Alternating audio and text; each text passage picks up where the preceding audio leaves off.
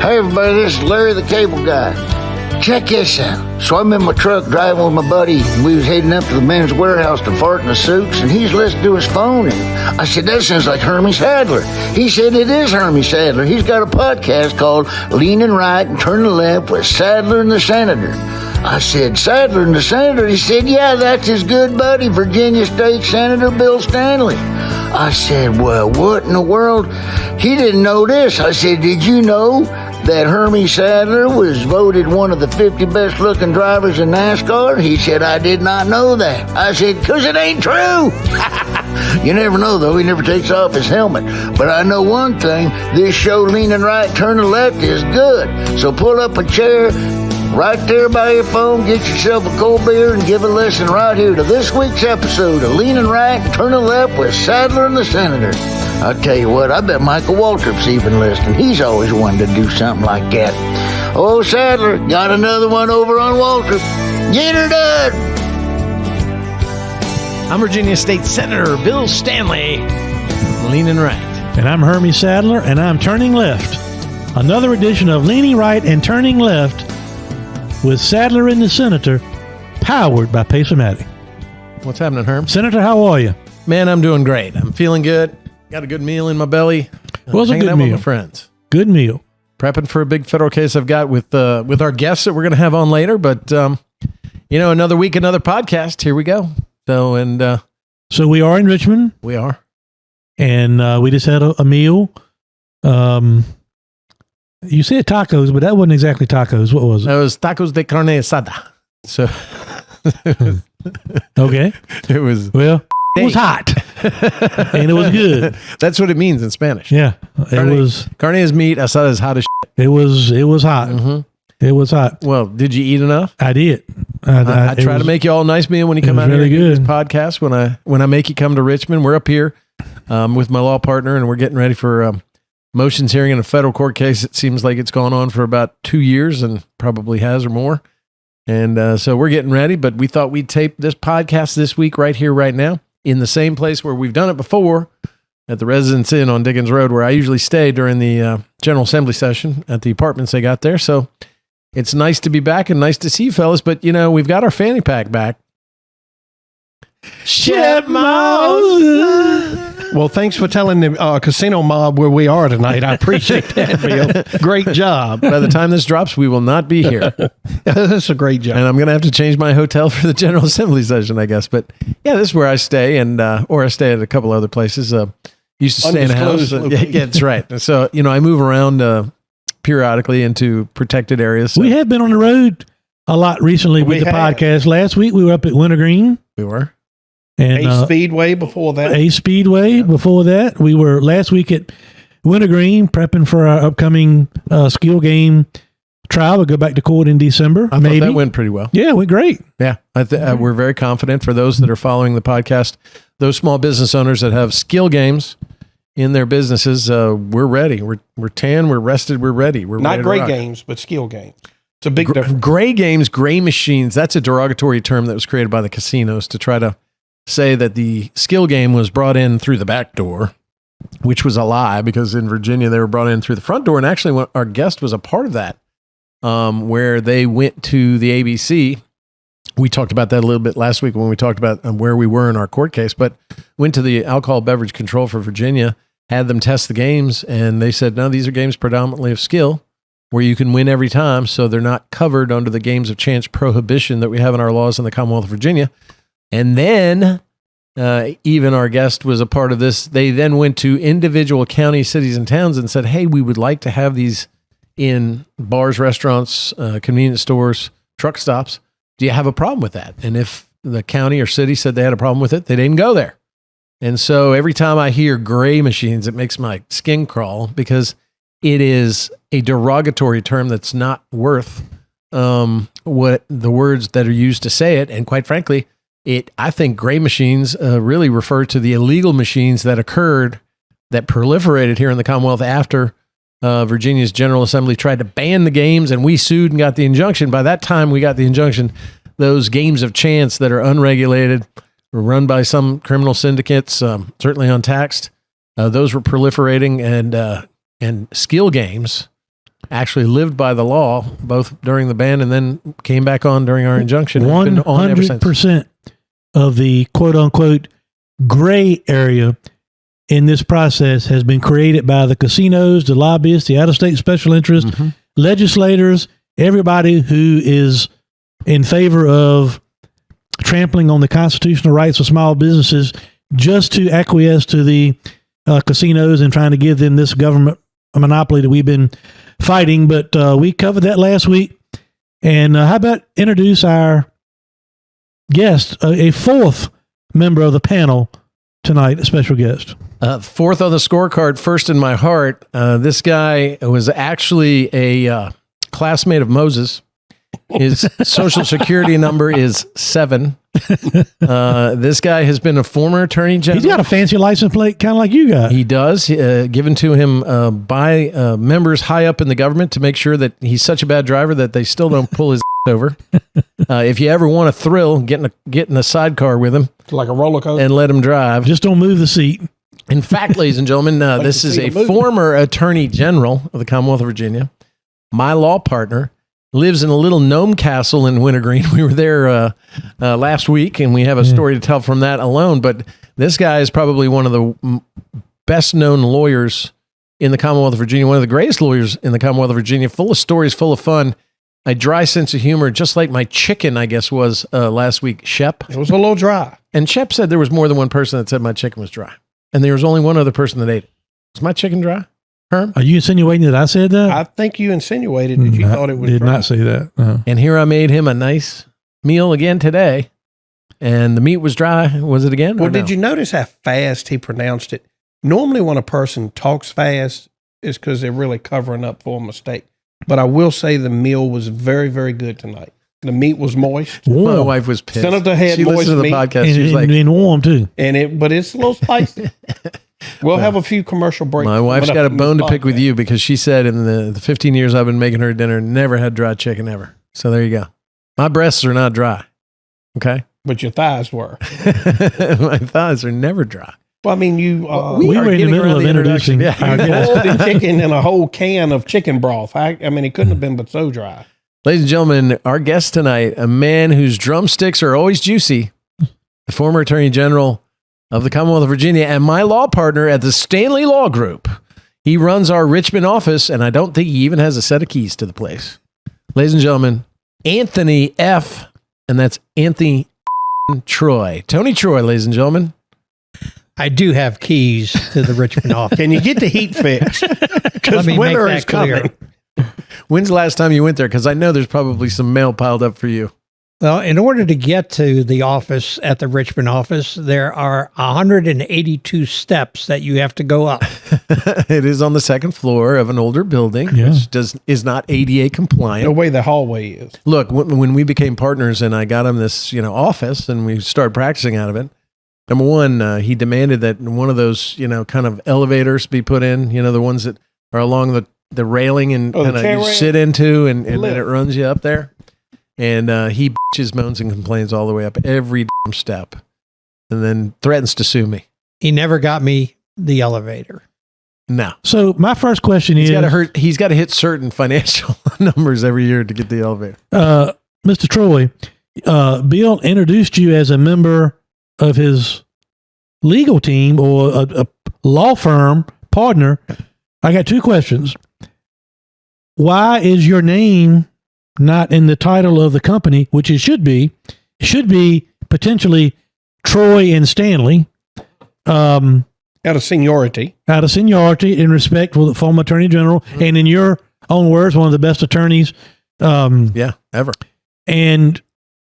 But if not, do you consider Mr. Troy to be like an equal or like a paralegal? Yeah, I mean, is he a named partner or what? He's an equal. He's the group. Well, we I'm the discussed Stanley, that. he's the group. And to Bill's credit, if we named it Troy Stanley or TS, we thought that acronym just wouldn't fly. Mm-hmm. Well, that maybe what we you should do it So that you don't way. think Stanley and Troy or Troy and Stanley? Well, there was no way he was going to go second on the name. So Yeah. he made that pretty clear. And then it would have been TS. Uh-huh. And I still owe him because, our upper window is supposed to have his name in it. But I said, well, I'll just put Tony Troy Esquire up there. And he said, no, Anthony F. Troy. And I said, the window ain't that big. So, we have limited space up there. So we were in a disagreement and we've never gotten around to it.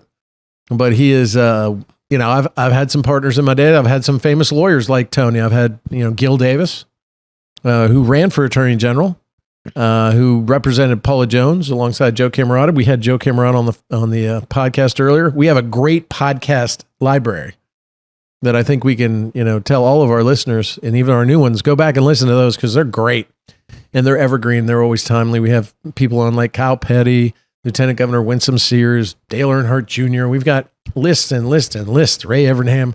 I could go on and on and on. Kane, the wrestler. But, we wanted Tony Troy to be on this podcast. He declined last year. He said no. And maybe that was during the contract dispute. I can't remember. But what changed your mind, Mr. Troy? Why did you go from a hard no to a very reluctant yes? Well, I've been following the strike out in California, the Writers Guild. Yeah. And I don't mind crossing that picket line and trying to get on this podcast. There's no writing if you haven't listened. You have not listened to this podcast. There is no writing. There's no script. There's no script. There's no writer. Well, that's all spontaneous. what I'm saying. The Writers Guild isn't worried about this podcast. So we're not scabbing here. So I can come on.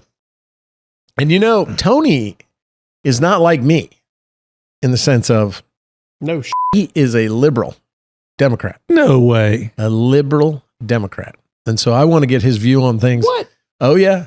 I mean, can't you smell the liberal? You can't? I thought it was the meat. Does that not cause y'all not on a personal level, does that cause y'all to have different views on things related to law? The law? I'll let Tony answer that one. Tony? Not on the law. The law is the law. Yeah. So you are you are a liberal Democrat. I am not a liberal. I served and held office as a Democrat. I would say I'm fiscally conservative. Yeah, you're fiscally conservative in the pool you build, pickleball court. I've been hearing about a car seat that's going to cost $6,000 to get put back on the track. That's not a little Toyota. That's not a Kia Sorento. In his old Mercedes that he gave to his stepdaughter. Yes. Right. I mean, this guy. I want to get back. You can't hide money. How of course, friendship and stuff trumps all, in my view, but I imagine it does make for interesting debate and conversation when you've got a Republican and a Democrat talking about issues, right? Or no? I have the ability to let it go in one ear and out the other more than he does. Oh, he does? Okay.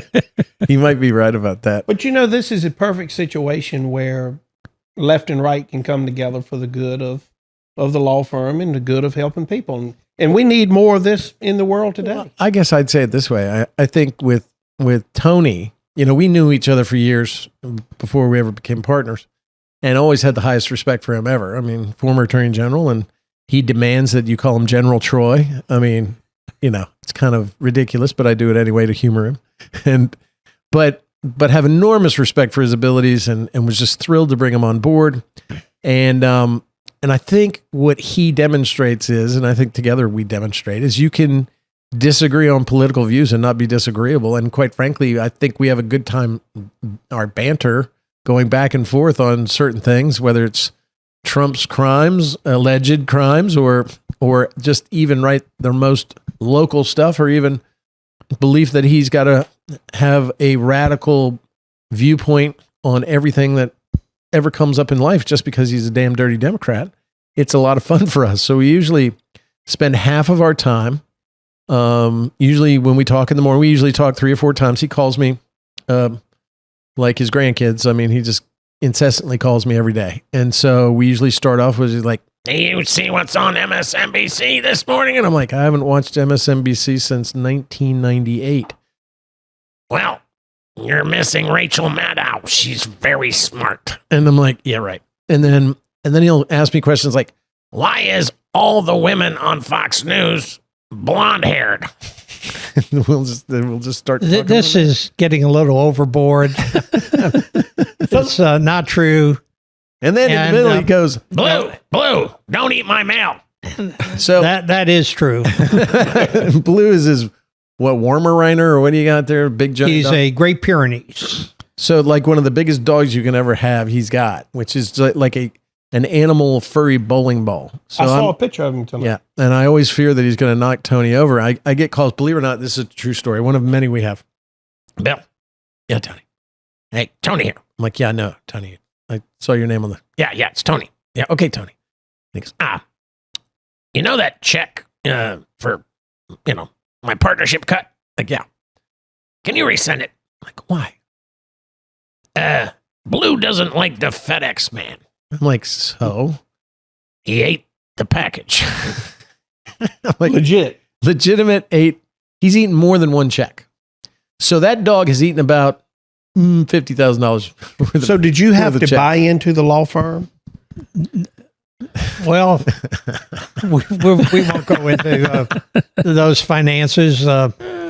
It is not publicly disclosed. a heavy burden. That's very confidential, Very et cetera. But I will say that others have recognized the needs for a Democrat, specifically former Governor Bob McDonald. Yeah. When he was under investigation, I was one of the first people that he reached out to. Yeah.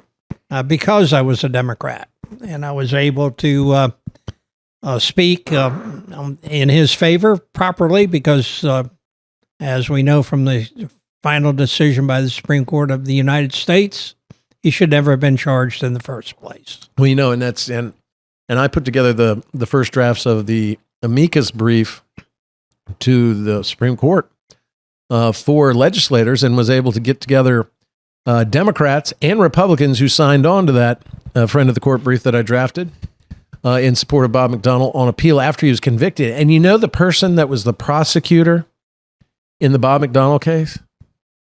He's none other than the same special prosecutor in the Donald Trump case, which is, what's his name? Jack Smith. Jack Smith. No. Jack Smith. Yeah. Yeah, you're right. And so Jack Smith, who was, Bob McDonald's appeal to the United States Supreme Court was overturned unanimously, right? 9-0. That's correct. Which that's another bipartisan thing. And Tony was instrumental in helping there. And as you've heard me say, Bob McDonald's probably my favorite governor. I thought he did a great job, and he was very supportive of me, and I to him and love him very much. But that's the guy. I forgot the exact number. I think it was 109 former attorneys general throughout the United States, Republican and Democrat, to sign on to an amicus brief in Bob's favor. And in fact, the Chief Justice commented upon the fact that it was such a bipartisan group of former attorneys general. Yeah, my amicus, he calls his amicus, I call mine amicus, tomato. We had What's the proper 30 What's the proper way to say it, General Troy? Sign-ons. Say what? Do you say amicus or amicus? Potato. Amicus, amicus. Let me ask you this. What is your viewpoint on, we talked about Trump a few minutes ago. What do you think about Hunter Biden's potential challenges coming up? Well, he's got his problems, and, the Department of Justice is going to deal with it. I wish I had a son like him. Now, I'd be rich. Where Bill and I would disagree is that I think the Department of Justice ought to go after Hunter Biden, and I don't see where we have a House Judiciary Committee needing to go after Hunter Biden when the Department of Justice is also going after Tony, they're not even going after the Biden. They're giving him the gun charge in order to kind of like wax over the violations. Good job, Shep. You've already got them all. Federal Foreign Agent Registration Act and whatever else he's done. They're saying, he dumped a gun in the trash can near a school. We'll just hit him with that instead of 3 counts over the same gun. Oh, come on, man. I mean, you're overlooking the millions of dollars that he collected for the big guy. So, and actually, in our contract that we have as his partnership, it says 10% for the big guy. It's amazing. Now I know what he means. He's Democrats. But you cannot ignore the fact that he's out there shilling. The only reason he was on Burisma's board was because his last name was Biden. He even admits that. Got paid $800,000 a month to keep people away from Burisma. And you just go, good boy. I wish I had one. Because they said he had was an interview on Good Morning America They were asking him questions. Do you have experience in the oil industry? No. Do you have experience in this? No. Do you have experience in that? No. So, that interview probably will come back to be very telling on the entire situation when this is all over. As the hunter, yeah. What about Joe? What about Joe? What about Let's connect the big guy. dots somehow. But instead of while we talk, do you speculating? do you know or have met Joe Biden at some point in your Yeah. Oh, yeah. career? I've met him a number of times. What? And, Probably at the also- family that was reunion. not on your application to the Stanley Law Group. also, of course, as a former attorney general, I was very familiar with and worked with Bo Biden when Bo was attorney general of Delaware. A lot of my practice at one time, before I got tied down with a crazy Republican, it was True. representing companies in attorney general investigations throughout the country. So we had one, for example, involving end terminals on highways. If you go down the highways of Virginia, you will see various end terminals with the horizontal or diagonal rather, black and red, black and yellow stripes. Those were, if there's a square, that's done by a competitor of my client. If it is a rectangular end terminal, that's my client. So Wow. would you, I don't would know what the hell you, that means, but what'd that have to do with Bo Biden? Well, we convinced Bo and a number of attorneys general that there was nothing to investigate. would you Rectangle represent Hunter Scandal. in this situation? I'd be happy to. Really? We represent anybody. Just about.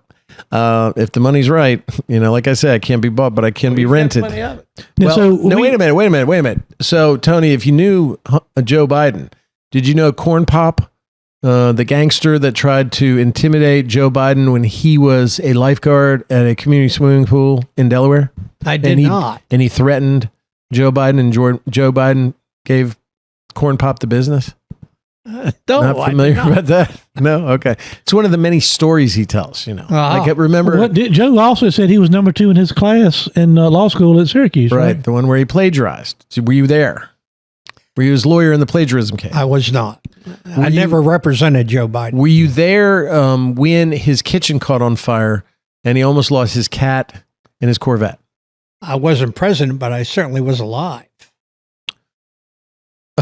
Okay. That's a shady As answer, my Troy. bar number is slightly higher than my birth certificate number. And Which is 4. I mean, Hey, so we kind of skated over the fact that no, former attorney general. I just want I to know. just found out that he knows Joe Biden. Yeah. I mean, you could have told me that. Well, pipe down for a second, Senator. Well, we got I things want to talk know, about. like, at the time in which that you ran for and were elected as attorney general, what was going on in your life at that time? Were you in private practice and did that? What were the details surrounding you eventually becoming attorney general of Virginia? well, I'll give you the brief history. Yep. I'll be back in 10 minutes. It's going to take a while.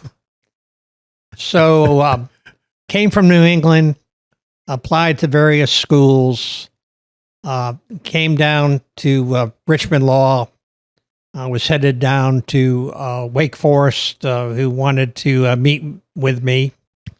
I arrived at the University of Richmond School of Law, T.C. Williams School of Law. They now have changed that name.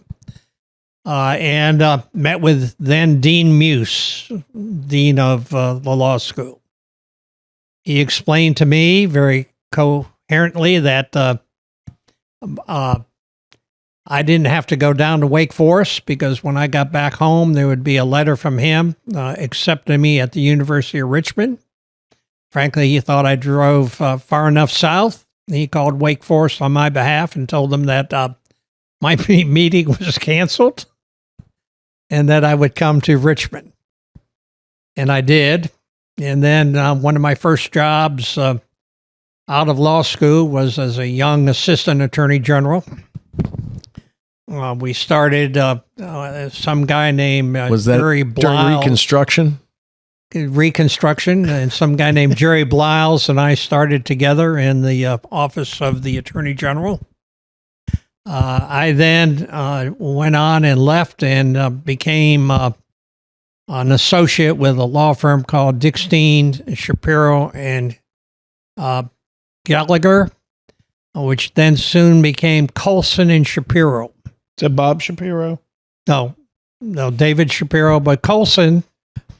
What happened to Gallagher? Did he go become some comedian? Well, when Colson came out magician of the Nixon White House, Chuck Colson. Chuck Colson, the firm became Colson and Shapiro. Chuck Colson And was then a part of the started- White Watergate conspiracy, was he not? He was. He did time. He did. All right, I'm moving off the sofa now. I'm moving back. Why? And why Might did be a the red dot on his ass? And I'll give you a Chuck Colson story in a moment. But from there, we started representing Chuck Colson. I started my career in criminal law because Colson was, indicted, part of Watergate. And then I was sitting there, and some other guy walked into the office who had a legal problem. His name was some guy named Spiro Agnew. Spiro Agnew. So we started representing Spiro Vice President Agnew. Spiro Agnew for Richard Nixon. And because Former Spiro governor of Maryland.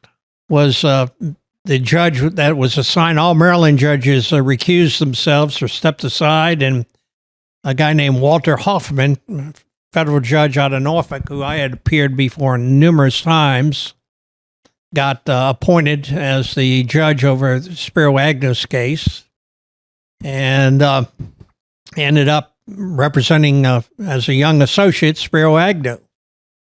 And he was charged with bribery, was he not? He was.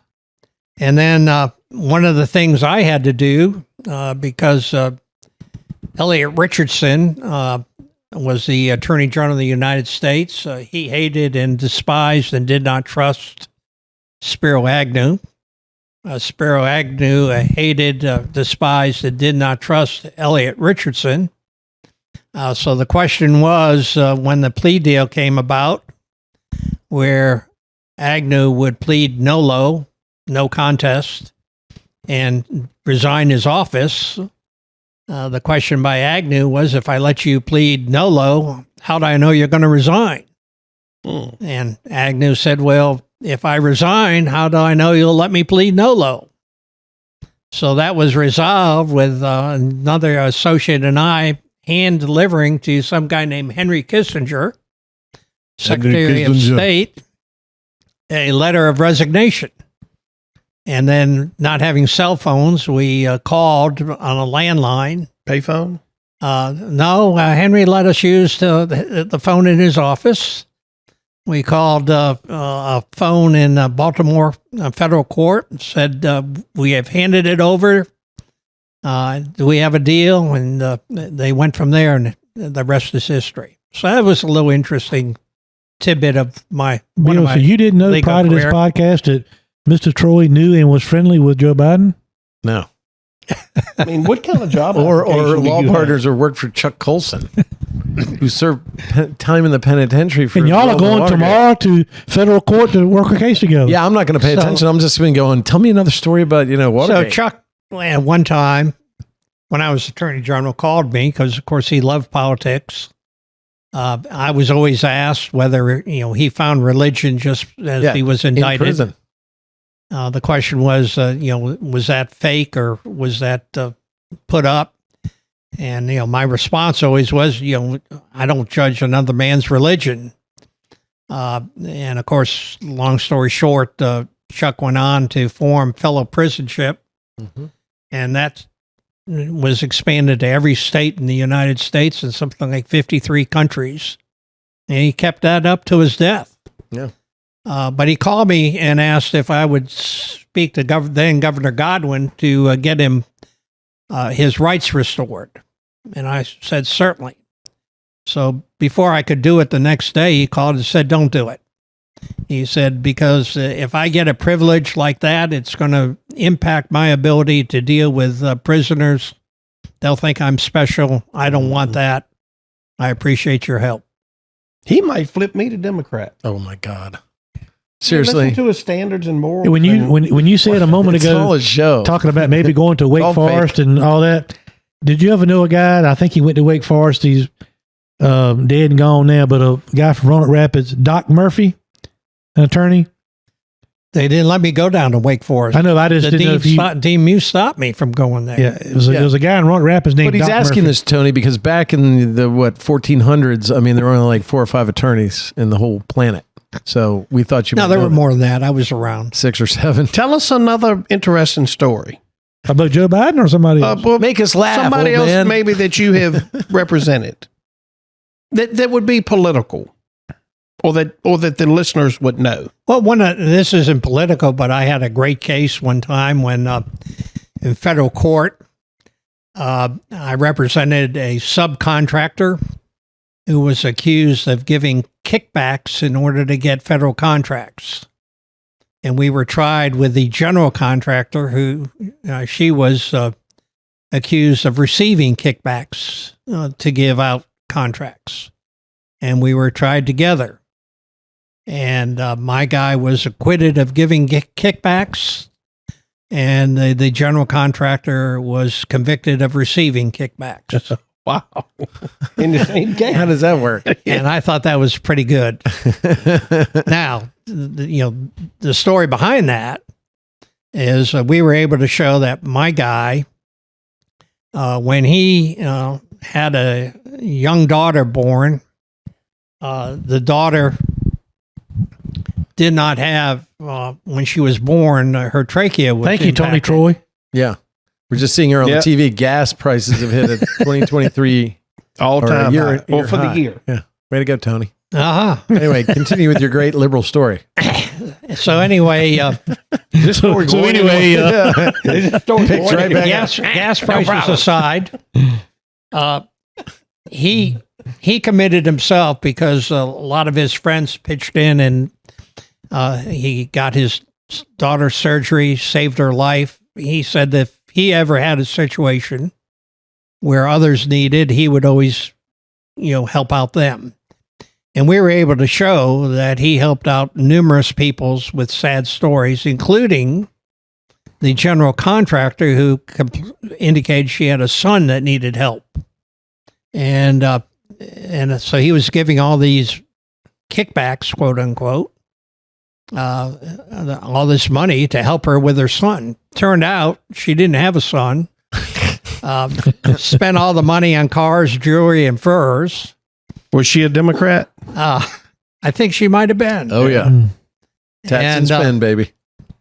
And therefore, the government in that case was able to convince the jury that something was wrong. So was that the nice guy defense, I guess? You felt sorry for the guy because he gave money for a son that didn't exist? And Well, the therefore jury that's not a understood that there was no intent to give a kickback. He was given money to thinking that he was helping the woman's son.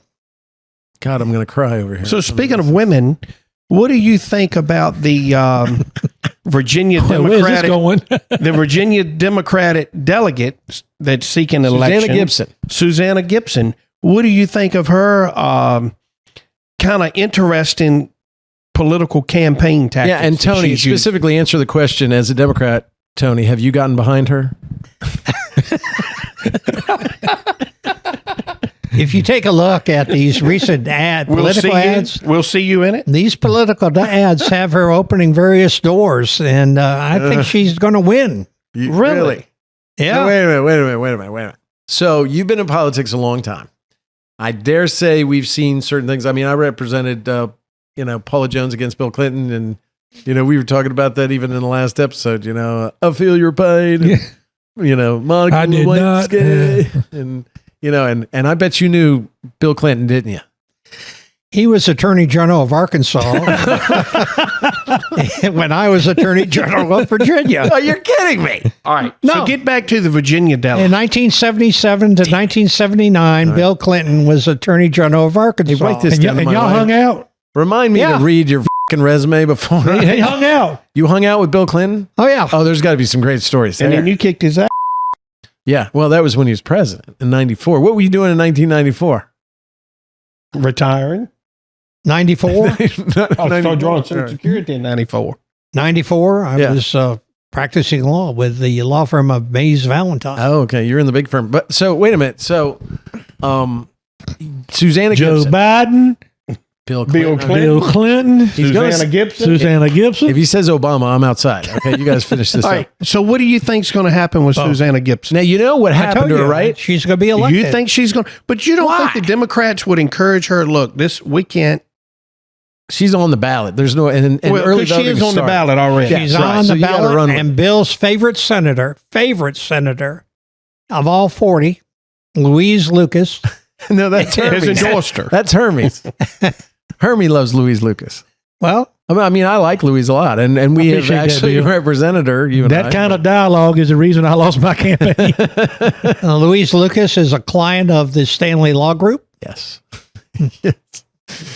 All right, can we start over? So do you? Did so you know, do you did think you know this- that? I did not know that. Bill, did you know that? No, I did not know that. Bill did know that. Did you know that? Those So were you some of the represented her too? First fees for the Stanley Law Group when I joined Was that came Lucas? from Louise Lucas. I just saw Bill, the you and I are going to have a long I talk. just saw LL Lucas. I didn't. I thought it was a business. I didn't know it was a senator. You He thought it thought was it was LLC, didn't you? he thought it was an LLC. Yeah, LL Lucas. And what you may have said it, but what will you represent? Well, for what you can say, what was that in regards to that matter? With Louise Lucas. Yeah, She She wasn't raising campaign No, money like she Susanna. was sued, wasn't she? by Tim a Anderson. guy who became a delegate, Tim Anderson. Tim Yeah. Anderson. Mhm. She was sued in circuit court, and to she called you. remove her from the ballot, Yeah. and for certain conduct, Mm-hmm. and under Then the there was a Constitution defamation claim of too, right? Virginia, And then there was a defamation claim. yeah, and under the well, we did not represent her on that, but under the We, he already said we. but I mean, what we He's speaking represented French her over there. All right. We. Go ahead. We. Under the What, you got a Constitution mouse of in your Virginia? pocket, buddy? Did you deposit the check? Obviously, I did. So that's why it's a we. Damn it! I need to be So more what? careful. Y'all, you and Bill represented Y'all. her. And That's correct. yeah, The okay, Stanley Law Group. yeah. Damn it! This is when I wish his name was on the door. Well, wait a minute. Okay, so we're So jumping around, under but the this is way we talk on Constitution the of phone. Virginia, Yeah. there and then- is, Is that Louise calling? Louise, hold on. Sorry, I can't talk. Louise. Yes, I've already given the to- Senate is to the only Gibson. one that judges the conduct of their members for removal. Yeah. And therefore, the circuit court had no jurisdiction, and the judge in that case quickly agreed. and I like Tim Anderson, but I can't believe he was All right, wrong wait a on minute. something. Question about that. It's usually So once successful. you're elected Court. to Virginia Congress, is that what you just said? Once you're elected, what? To Virginia Congress? Virginia, I mean, the General Assembly. You know what I meant. That the General Assembly is the only one that can remove a fellow member from the General Assembly? Basically correct, yes. So it's not like at local where they can get a petition with 10% of your, That's what Tim Anderson tried to do. He got a petition with 10%, and the circuit court threw it ruled out. in his favor. Circuit court threw it out. Because under the Constitution, each house shall be the sole judge of its conduct Of its members. of its members. So what other high-profile Democrats did No, hold y'all? on, That's hold on, not hold on. We right have not either. finished Bill. up here. Wait a minute. Yeah, that's Now- not right. It is right. That's the It's Constitution the- that you yeah. live by. Yeah. I mean, Yeah, but I understand. But people. so when- all the other when elected Tony was officials, in grade school, our founding fathers determined that was the proper way to handle. so all the removal from other elected bodies. officials fall under that rule. The About removal by petition. Yes, Yeah. the constituents can remove you from office. But once you get to the big leagues, then only your teammates can remove you from office. Basically, That would be an analogy. that would be a good description, but that's describing the Constitution of the Commonwealth of Virginia. which was Well, hell, written the by Republic- James Madison. Well, the the father of Republicans the don't care Constitution. anything about that anyway. Hermie and I proved that last week when we read the Virginia Constitution is and very the important. oath, and The oath is very It doesn't important. And if you haven't listened to our broadcast last week, it's really, really good. We talk about Susanna Gibson. We talk about my client, Scott Smith, and I'll tell you guys, the order was entered, so the case is done. And Buddha Bibarai, the Commonwealth attorney backed by your boy Soros there, Tony, is having a fit, says it couldn't happen under our Constitution because he wasn't convicted when he appealed his conviction from General District Court. We do it de novo. We start anew, so that's not a conviction. The order's in, so he's been discharged and found not guilty. Wait a minute, I had to ask a legitimate question. But what other high-profile Democrats did y'all, the Stanley Law Group, So represent? anyway, let's get back to Susanna Gibson. He don't want you to answer that. No. Well, no, we can answer that question because there's actually a really good one, and we have some really good stories about that. We could talk for hours on that.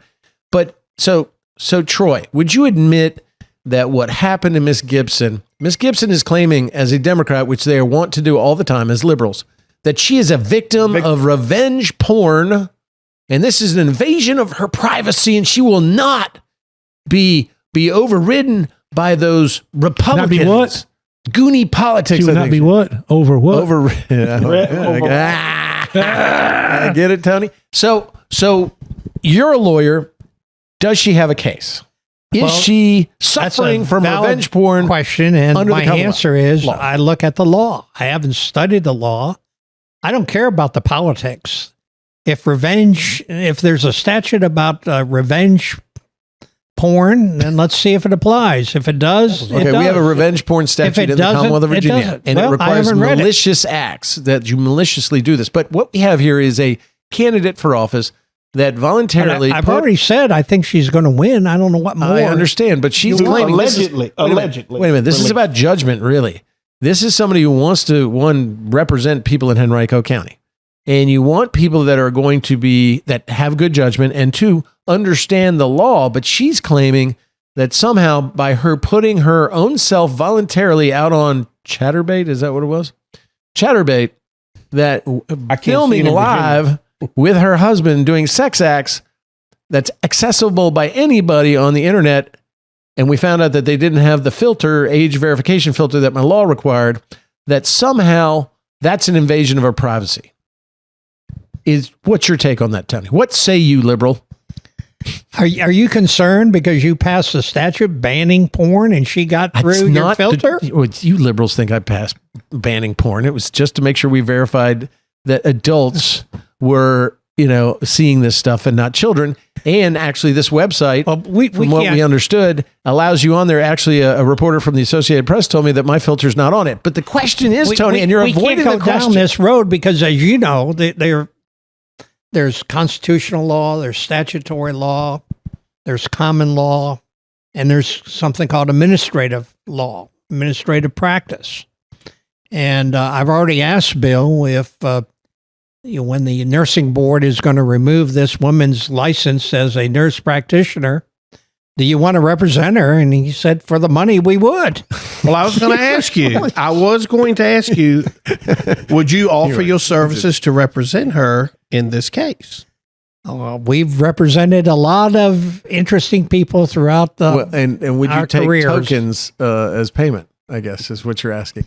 But no, Tony, I mean, here, don't you think, look, if you put something out voluntarily on the This internet. has been very such as this, educational for me. but if you put something out on the internet wonder it's taken 3 voluntarily, years how to can you settle. claim that you're a victim and subject of revenge porn? Of someone revenge porn in the law says basically, I possess naked pornography of Shep that either I got without his consent, I hid something in the closet, or I taped it and he didn't think I was going to release it, and I put it out there because I have malice in my heart and I really want to do him in, so I make it public. That's revenge porn. She's claiming an investigation by the FBI right now to find out who's done this. She did it.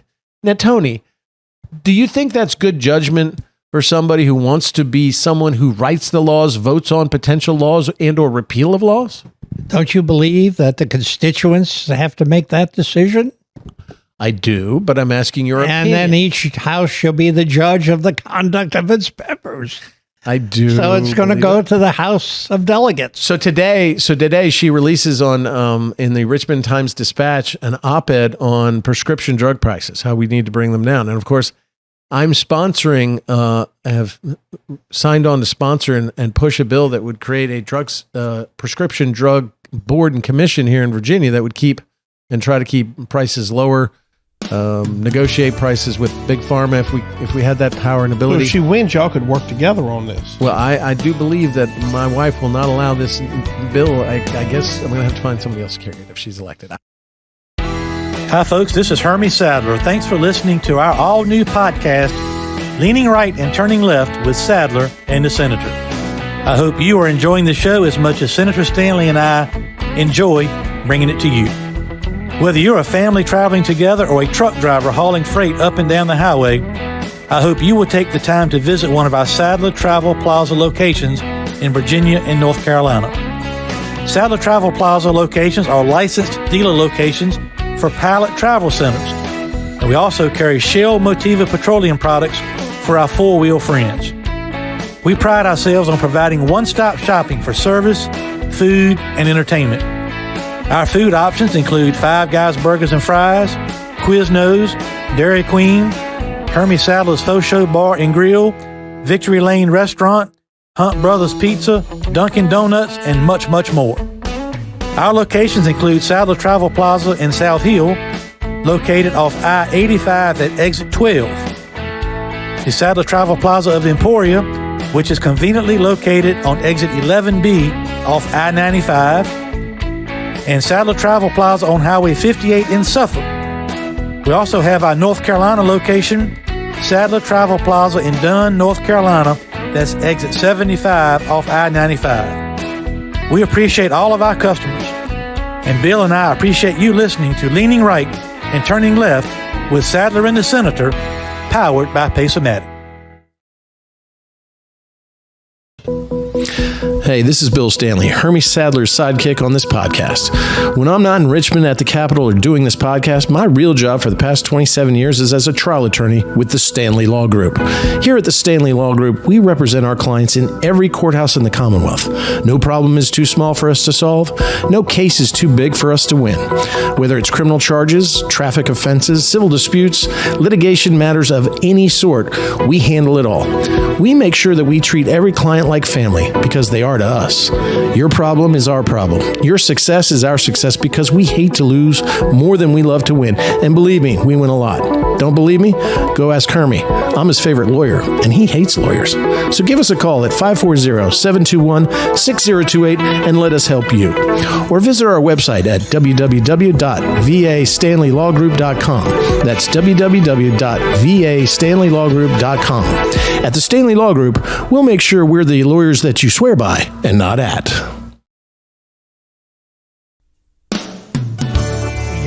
We've talked about Uncle George, right?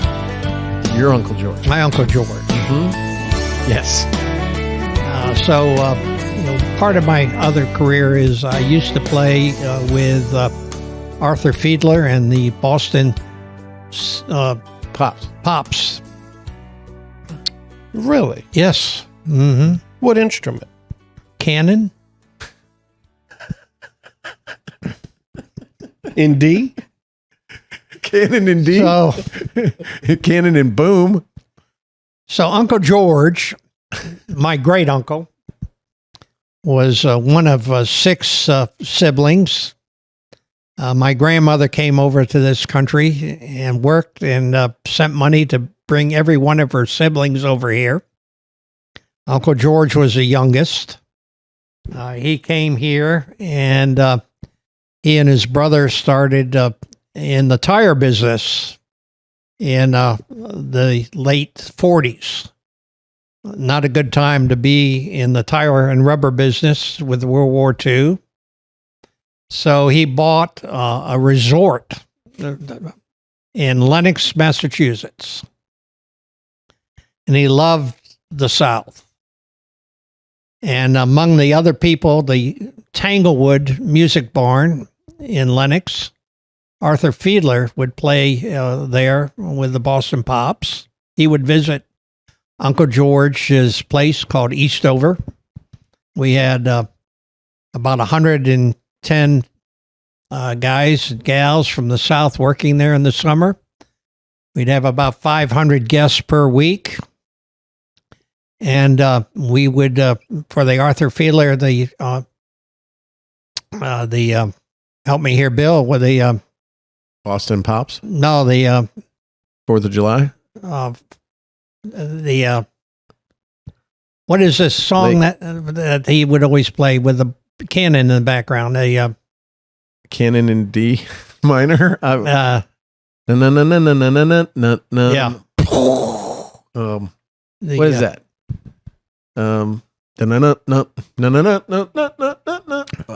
What is that called? The last song you hummed on this podcast, I mean, led to more childhood revelation. That was Spice Channel. You ever watch Spice Channel? No, was that the 1812 overture or the? There was some overture. So anyway, Uncle George loved the South and had all these Southern cannons that were used, and we would bring them to Tanglewood. And during the playing at the end there of the overture, Uncle George always played first cannon. So it's called Pachelbel Canon in D. No, There you go, Shep. Thank you, son. Fiedler's Sinfonetta, 1940. 1812 overture, right? Okay. Anyway, I got to one time play six cannon. I could pull the lanyard and shoot the I just cannon want to go off. on record and let everybody know that I haven't the slightest clue what we're talking about. You'll know the song once you hear it. Mr. Troy's playing that song? Yeah, this is in Uncle George's front yard. We would, the cannon. This has a lot of cannon in it. So So is this what you're playing? we played the cannon. You've heard that part. Wasn't that in the movie Stripes? Yes. It was in the Bill Murray movie Stripe. Just trying to get to the cannon. And All the right, last anyway. one I'll give you with Uncle George. He loved the South. And Wait a minute. Are you playing in the original recording of this song? the cannons. 1812, yeah. We shot the cannon off in the background. I mean, in the original recording. No. Okay. No, this was a Fiedler come back, and he would play every year Gotcha. for the Tanglewood audience. So the last one I'll give you, because I thought Uncle George was good, but this isn't going as well as I thought. It goes great at the Blue Yeah, I want to Plate get back special. to the Stanley Law Group, a liberal organization. I mean, do you So have to show you how liberal I am, Uncle George, like I said, we have about 500 single guests every week. And on Sundays on the South Lawn, you go through this mansion and out onto the South Lawn.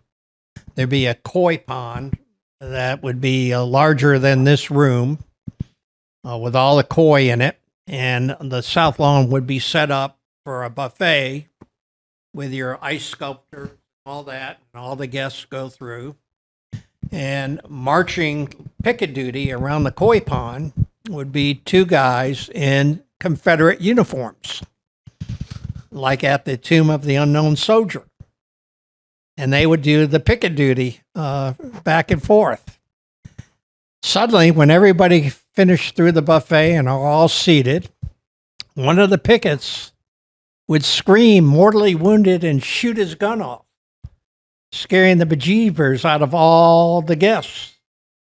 And at the sound of the gun, Uncle George on his Palomino stallion with sword drawn would come rushing out of the wooded area, followed by 15 of us in Confederate uniforms, shooting our guns, and we would grab a waiter in a white coat, and we would rip that white coat off, and what do you think we found under that white coat? A Yankee. And we would put him in front of that koi pond. We would have a firing squad, and we would shoot the son of a... What in the hell? with all the guns going off and all the people trying to eat. This is New England. And the guy who did it was on the Maryland swim team, and he could do a dead man's float for 2 minutes easily. And they thought you'd killed him. We did. All these young people would come, and they would say, "What happened?" And they would think that we shot him. That was every Sunday. Every Sunday. Every Sunday. In what state? In Lenox, Massachusetts. Massachusetts. And they say we're crazy down here, huh? So you knew right then and there, probably as a youth, that you were going to the University of Richmond Law School and becoming the Attorney General for the capital of the Confederacy someday. There you go. Uncle This has been a George portrayed in the reenactment of the first battle of Bull Run or first battle of Manassas. Uncle George portrayed Stonewall. Your uncle. My uncle, my great uncle. Can you imagine him saying in that in Massachusetts, like, George, I'm your cousin from Boston. You know, and This is hey, thank you for getting that off of Louise Lucas being our client. That was awesome. You're welcome. He hadn't answered the question yet. But it also demonstrates, my liberal leanings of portraying Confederate soldiers. Yeah, you are. So you you're think a Susanna Gibson is going to win?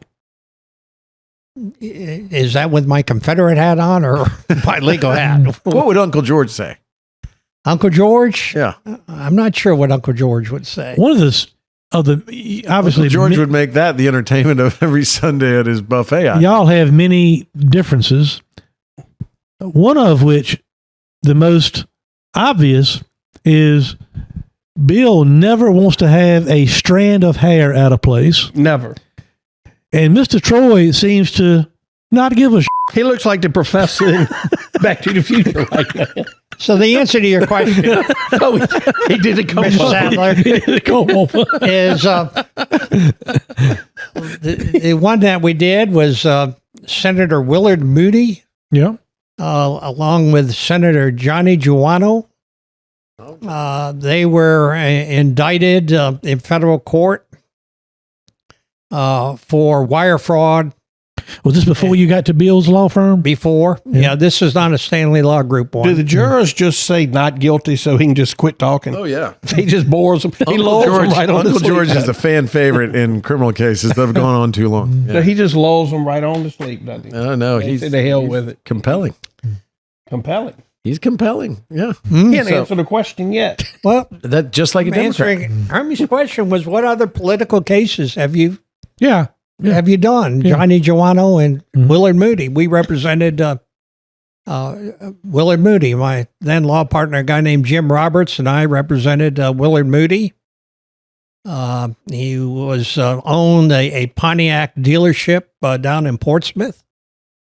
And if you had a speeding ticket, you would take your car to this Pontiac dealership, and they would do what is it called? Odometer? Calibration. What type of machine do you have to do the calibration? It's a certain type of machine, right? A calibrator. Yeah, you put the car up and then you run it like on a dyno, and it runs the rear tires versus what it says on the speedometer. And so the Pontiac dealership would make sure they had the ticket, understand how many miles per hour you were charged, and then they would do the test and give you a report back. And if you were doing 15 miles over, the report would show that your speedometer was about 15 miles off. Yeah. I had a buddy of mine, and I won't say exactly where, but in another part of Virginia that could provide such documentation for my vehicles over the year. And wouldn't you know it, I never had to cover my vehicle up there. Well, the problem that we had with this one is that the Pontiac dealership did not have a calibrator. Oh, didn't?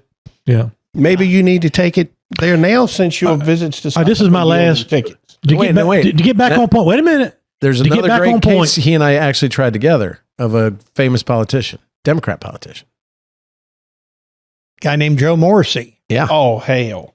Yeah. Well, I want to talk about Joe Morrissey, but Bill asked earlier, and you kind of ignored it, Mr. Troy.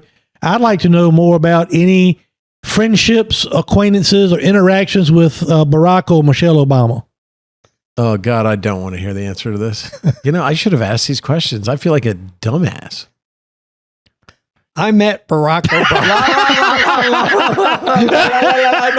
This is the best. I can't wait for your friends in the General Assembly to hear this podcast. when he was a state senator. Holy cow. And was he born in Hawaii? State of Illinois. Great. Down in Springfield.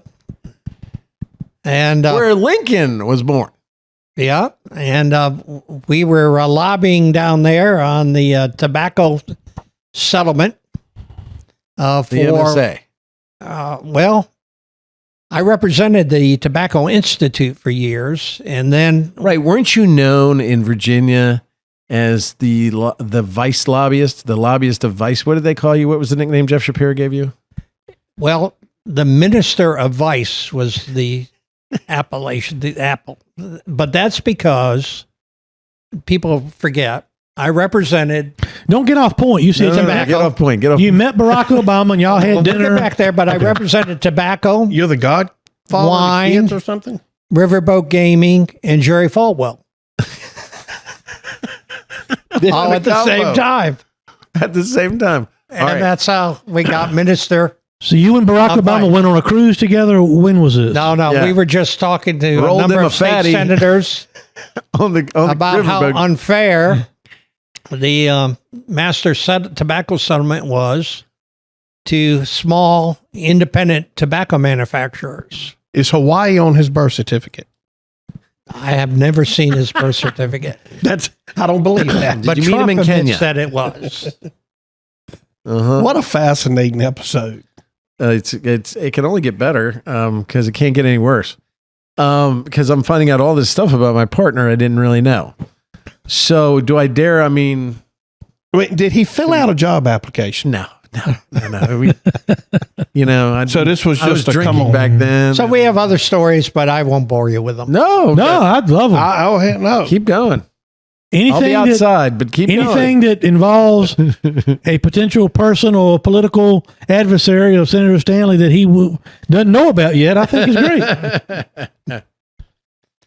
So this was one of the things I'm trying to teach him to do. When the Master Settlement Agreement came in, the Tobacco Institute was abolished, and all the lobbyists were terminated, including me.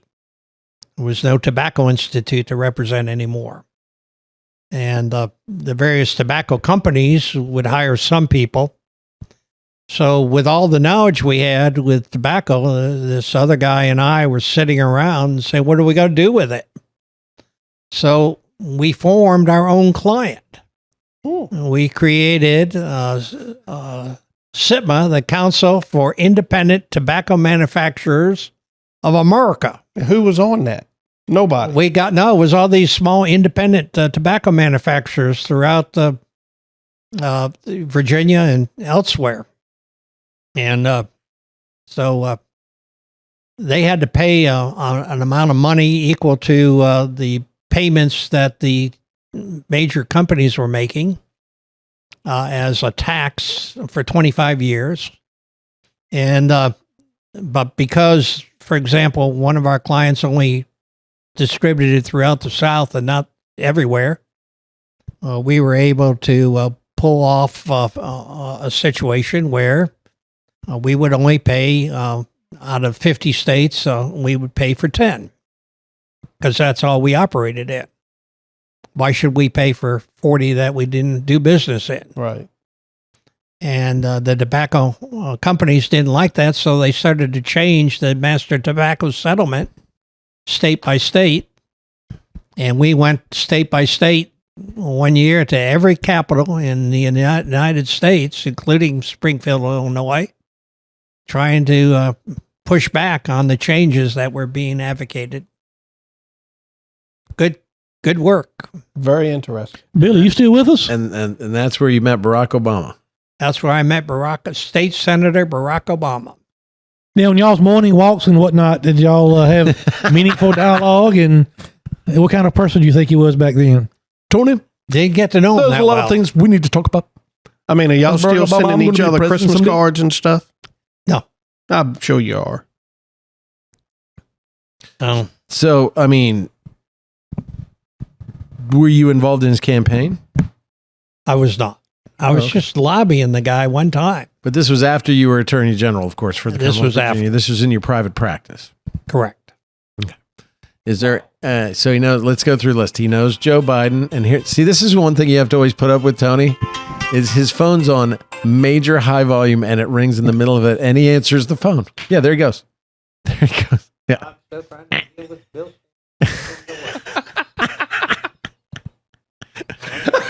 Oh my God. Yeah, this is my life. This is what I've come to. That was perfect. Yeah.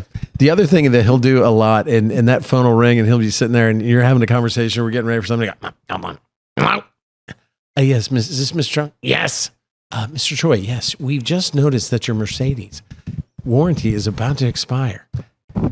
Oh, yeah? Yes. Would you like to extend your warranty? What do I get for it? He will engage in their conversations. I mean, the guy's trying to sell gutters. He's like, how do you know whether it even rains at my house? And he will engage these people for hours. His phone rang and he answered right in the middle. Well, I'm sorry. That was my wife. I had to. Oh, well, you got to answer that one then. Yeah, absolutely. no excuse. No, but he would have answered it no matter who it was. Speaking of warranty, Mr. Troy told us earlier that he carried his Mercedes, His old Mercedes, to get some Hand-me-down. work done to it, and spark plugs, and they wanted you to fix the seat. That's what my wife said. And Yeah. they broke it. And they broke his seat when they were cleaning his car. The dealership broke it. The car washer. Can you prove that? Yes. Car wash admits that it. He admits it. He admits. So the reason you were telling me was like, we're going to now sue the car wash? Well, no, I was just wondering if you ever had any experience with a car wash, Well, usually- busting up a vehicle. Usually they have a sign out front that says, we're not responsible for any breakage or anything that happens to your vehicle. You assume the risk. I mean, when you walk in or drive into the auto wash. I would understand if I drive my car into a car wash and something happens. But this is where the guys get inside and start moving stuff around to vacuum and clean. I didn't know if that would change the idea. So I think we're finding that the Stanley Law Group and his partnership with it. Y'all are equal opportunity. yeah, I did not know that. One of our biggest clients turns out to be Tony, actually, because Tony has a very funny story. He lives in Chesterfield, and we'll get to his place in Wintergreen, but he lives in Chesterfield, and I guess your beautiful wife, Shelley, wanted a pool. We don't talk about that. We don't talk about pickleball because that. Oh, do you have a non-disclosure agreement Oh, with yeah, the guy? we have an NDA. Oh, really? So you can't talk about your pool debacle? That's an NDA. Well, let's just say he doesn't have a pool. I guess that's how we wrap that up. Next Really? subject.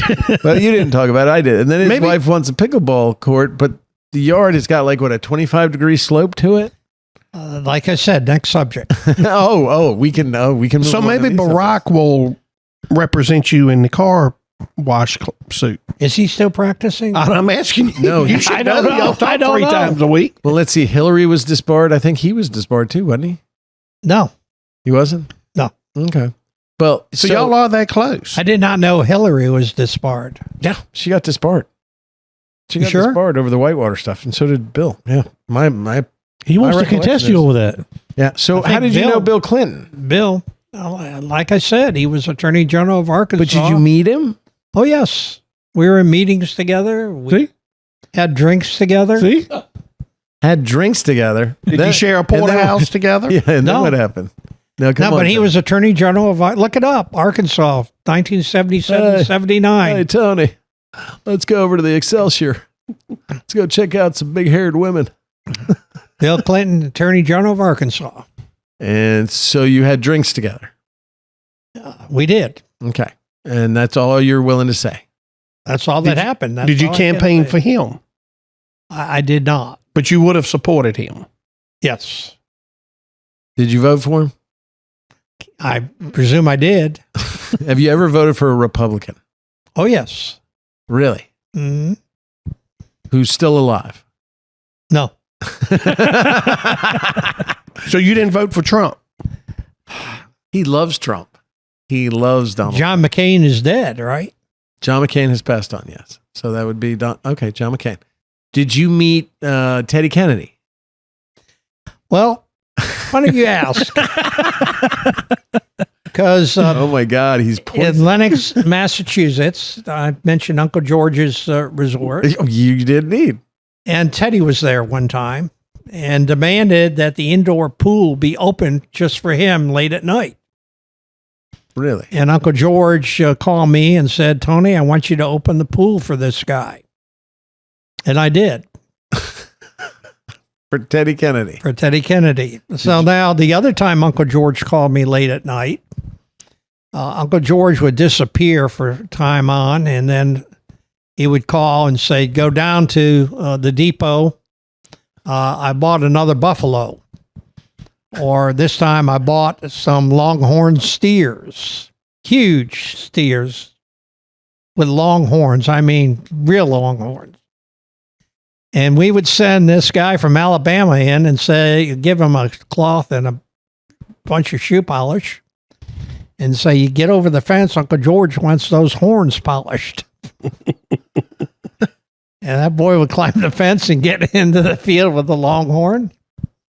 And that longhorn would start rocking its neck back and forth and its hoofs in the ground. And this guy would be approaching it with this cloth until we had to scream for the boy. But one day at night, somebody let the longhorns out.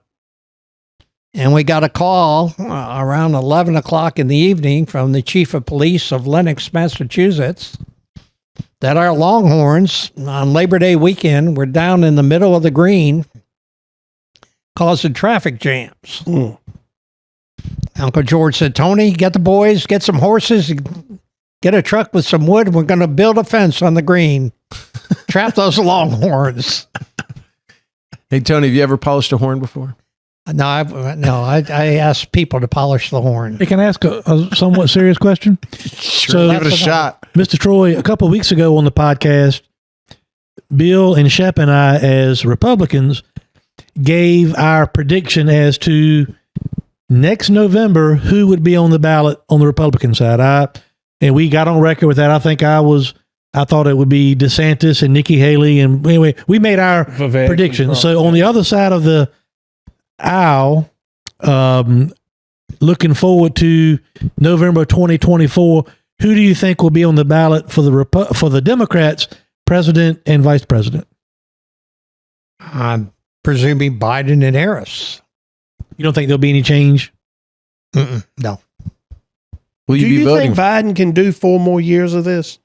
When you see him on TV and his gaffes and his what seems to be challenging, and I'm trying to be respectful, mental and physical abilities right now, do you think he can do this another 4 years?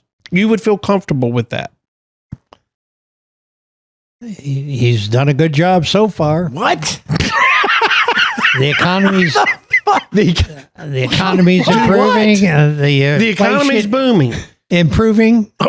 Improving. Well, The have you seen inflation the is interest going rate? down. Have you seen the interest rates lately? They're coming down finally. Oh my God. Interest rates coming down. Hey, remember like 3 years ago when they were like really low? I do. When they were really down? And how about them gas wait a prices minute. when they were really just down? saw on the TV a few minutes ago that in Virginia it's the highest gas prices for 2023. Already? And crude oil is in the 90s a barrel right now. It's going to top $100 a Yeah, barrel. when it tops 100, and the Feds up the rates, that is complete inflation and disaster. And you're telling me Bidenomics, that we're all better because of Bidenomics. I'm saying he can do another 4 years. Because you said he did a good job. He's going to get reelected. And you're going to put Trump up there. How is Trump going to run with 4 indictments that he's facing?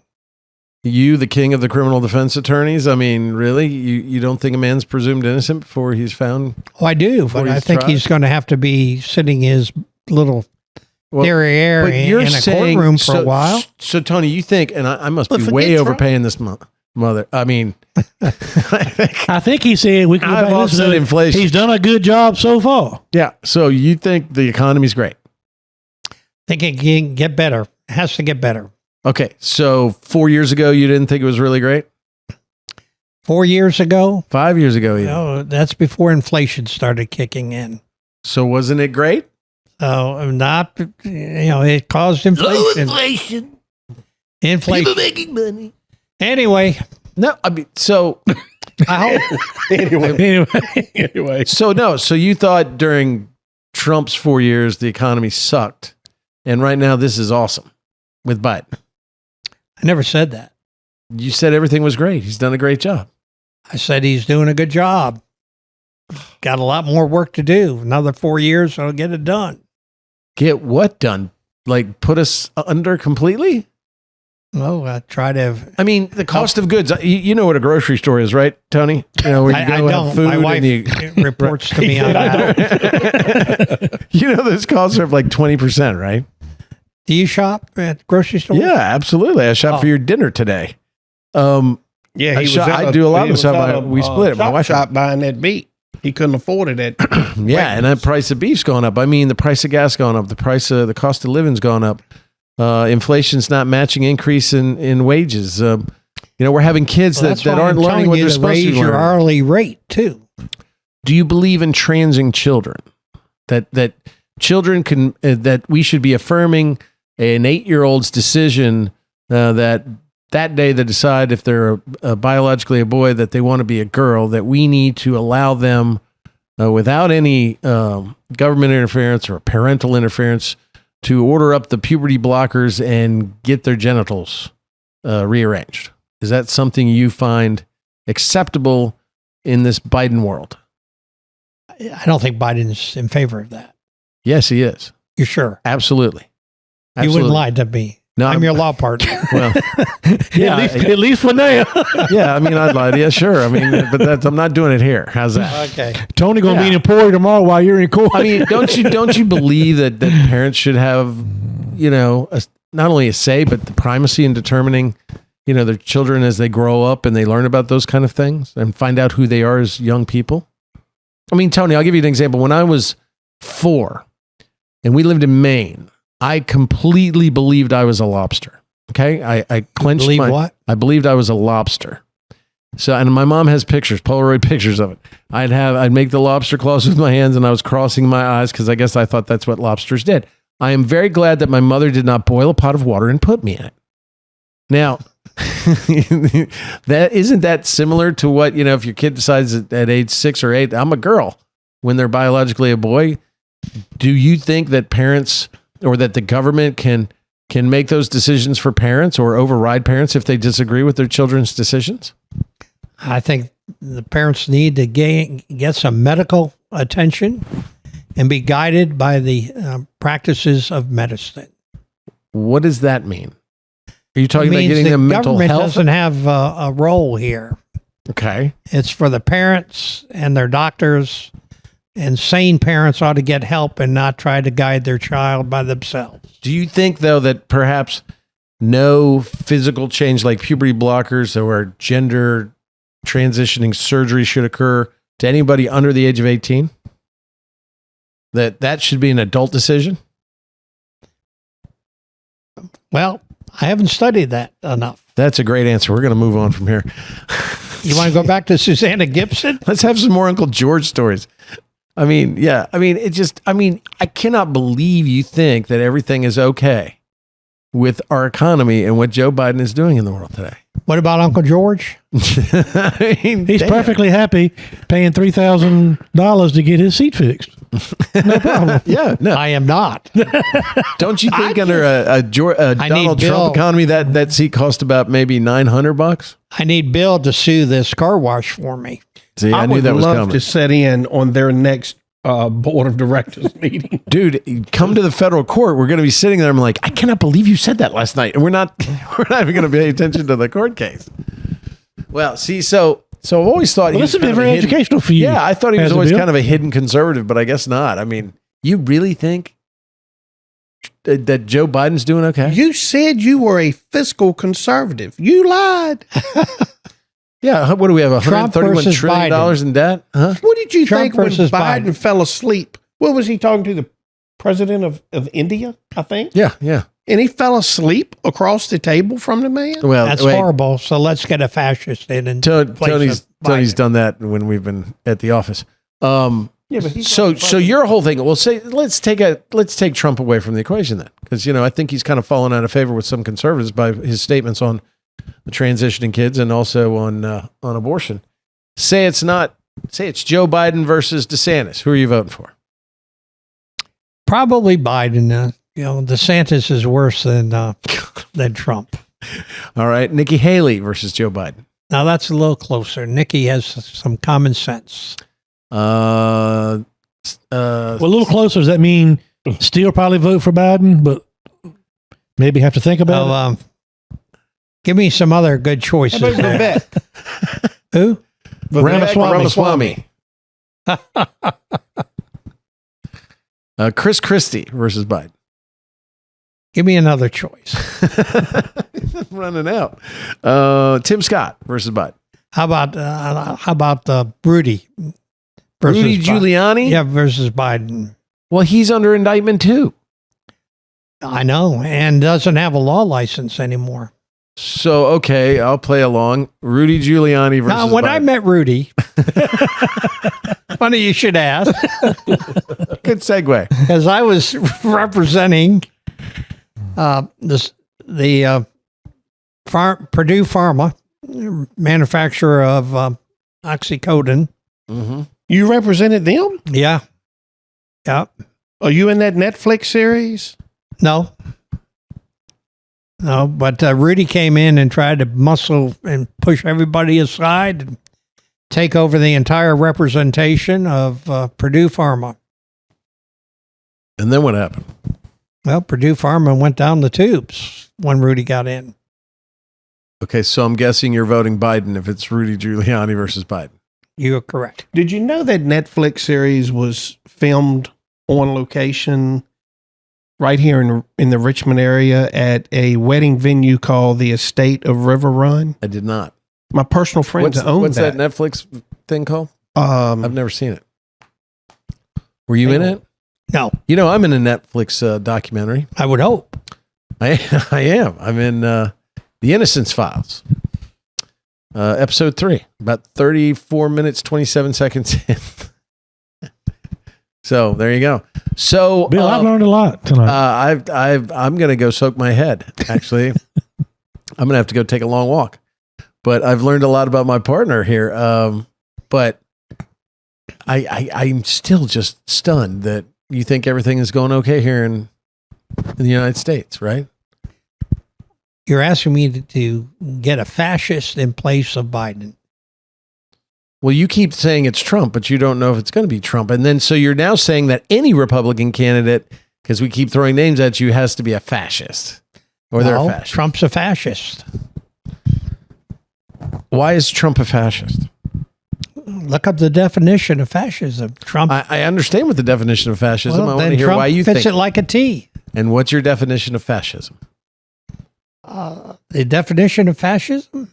Yeah. One that is perpetuating on their own and abolishes the rule of law and etc. Isn't that an oligarch? So, no. Okay, so a fascist would curb First Amendment freedoms, right? Oh, yeah. Yeah. A fascist would kind of try to make sure that a narrative fit that the government was right and any opinion by the government could not be impugned, right? Right? Any opinion by him. Right. Which that person would serve as the government. So any opinion espoused by the government was the right opinion. And any other contrary belief or opinion should be censored, right? That's fascism, right? You would agree with that, right? We going down to George Orwell? No, we're not to 1984 yet. But then also fascism would be also controlling the economy to work for the government rather than a capitalist system, correct? So it would work for the few, not the many, correct?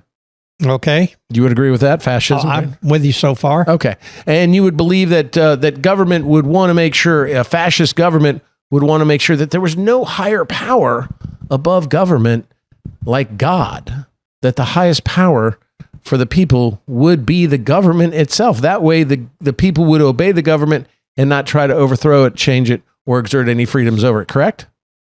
Sorry, what is the definition of fascism?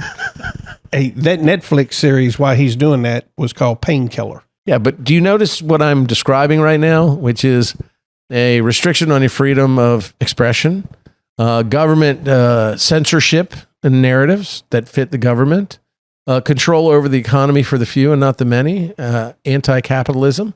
I think I'm describing Joe Biden and his government right now, the one that my buddy, my former law partner, Tony Troy, A former. is supporting. So, and so they throw that fascist word around, these Democrats. And I mean, my God, everything's fascism, anti-fascism. I mean, think about, the movements that we see. And just in case you forgot, he's sitting right here. Oh, right. I forgot. But, this is what they do. They sit there and accuse everything of being fascist or racist or misogynist. We've talked about that 100 Playing times. the victim card. And they believe it. They really believe it. So they think censorship's okay. I would think Tony Troy is a First Amendment champion, a protector of the Constitution, especially when it comes to criminal defense, because that stands between the government and the accused. And he's over there going, yeah, Trump's a fascist. Fascist. On First Amendment, now that you mentioned the First Amendment, You know him? well, I lost the First Amendment case in the United States Supreme Court when I argued it. And that's why we now have lawyer advertising.